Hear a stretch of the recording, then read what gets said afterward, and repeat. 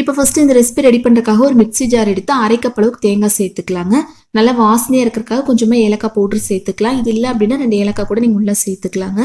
சேர்த்துட்டு 2 ஸ்பூன் அளவுக்கு மட்டும் நான் சர்க்கரை சேர்த்துக்கிறேன். ஒருவேளை உங்களுக்கு இனிப்பு சுவை அதிகமாக வேணும் அப்படின்னா இன்னொரு ஸ்பூன் எக்ஸ்ட்ராவாக கூட சேர்த்து லைட்டாக இந்த மாதிரி கொரகொரப்பாக அரைச்சி எடுத்துக்கலாங்க. இப்போ இதோட 1 கப் அளவுக்கு வந்து நம்ம அரிசி மாவு சேர்த்துக்கலாங்க. நான் கடையில் வாங்கின அரிசி மாவு தான் சேர்த்துருக்கேன். சேர்த்துட்டு கொஞ்சமாக உப்பு சேர்த்துக்கலாம். உப்பு அதிகமாக தேவைப்படாதுங்க. இந்த அளவுக்கு சேர்த்துட்டு ஃபஸ்ட்டு கை வச்சு நல்லா இந்த மாதிரி கலந்து விட்டுறலாங்க. நல்லா கலந்து விட்டதுக்கப்புறம் கொஞ்சமாக சுடுதண்ணி எடுத்துக்கலாங்க. அது வந்து ஒரே அடியாக சேர்க்காம கொஞ்சம் கொஞ்சமாக சேர்த்து நம்ம சப்பாத்தி மாவுலாம் ரெடி பண்ணுவோம் இல்லைங்களா, அந்த பதத்துக்கு ரெடி பண்ணி எடுத்துக்கலாம். ரொம்ப கெட்டியாக இருக்கக்கூடாதுங்க, அதே சமயம் ரொம்ப தண்ணி பதத்தில் இருக்கக்கூடாது. இதுதான் கரெக்டான பதம். இப்போ இதை வந்து சின்ன சின்ன உருண்டைகளை நம்ம ரெடி பண்ணி எடுத்துக்கலாங்க.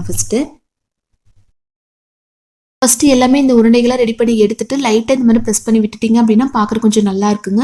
இல்லை உருண்டைகள் அப்படியே டேரெக்டாக வேக வைக்கிற ஐடியா இருந்தாலும் நீங்கள் வேக வச்சு எடுத்துக்கலாம். அது நம்மளோட இஷ்டம் தாங்க.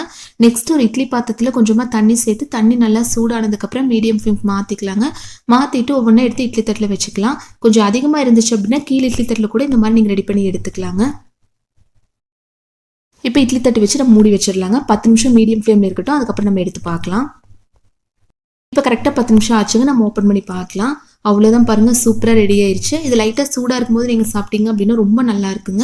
இப்போ இதெல்லாமே ஒரு பிளேட்டுக்கு மாற்றிக்கலாம். இப்போ ஆல்ரெடி நம்ம இனிப்பு சேர்த்துருக்கோம். இருந்தாலும் இன்னுமே நல்லா டேஸ்டியாக வேணும் அப்படிங்கிறவங்க நாட்டு சக்கரை இருந்துச்சு அப்படின்னா இந்த மாதிரி மேலே சேர்த்து நம்ம சாப்பிட்லாங்க. இல்லை அப்படின்னா மண்டை வெல்லமெல்லாம் இருக்குது இல்லைங்களா, லைட்டாக துருவி இந்த மாதிரி மேலே சேர்த்துட்டிங்க அப்படின்னா டேஸ்ட் ரொம்ப அட்டகாசமாக இருக்குங்க. எப்பவுமே ஒரே மாதிரி செஞ்சு கொடுக்குறக்கு குட்டி பசங்களுக்கு இந்த மெத்தடில் ஒரு டைம் ட்ரை பண்ணி பாருங்கள்.